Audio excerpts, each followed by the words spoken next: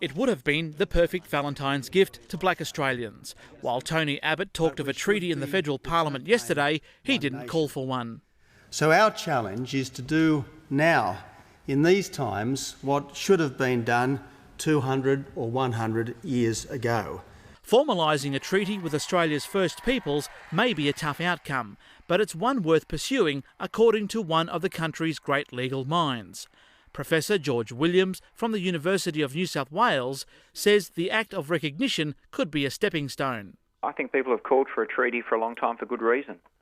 Other Commonwealth countries do have treaties with their Indigenous inhabitants. They're a very common way of reaching agreement about basic issues about how society is to be structured and people's rights and responsibilities. Australia's never done that. The act of recognition certainly sparked debate across the nation, and for pro-sovereignty supporters, it was an act of treachery.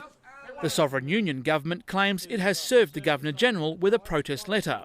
It wants to deal with the Crown, not the Parliament. Yeah, you're approaching the Governor-General on the same issue because I believe that she is the one. We talk to the Queen. I don't want to talk to the CEO, as they say here in Australia. I want to talk to the Queen, and that's where it comes from.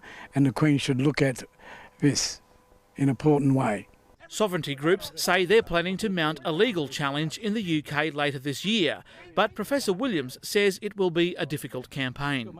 Courts tend not to unpick the way that a country's been colonised. They assume that that was lawful. They work on the basis that sovereignty has been extinguished, even if it hasn't been given up voluntarily. And it means, in my view, that I don't think there's really likely to be any joy for people in the courts. And people have to remember, courts themselves are expressions of that colonial settlement. It's their job to uphold the system, not to undermine it.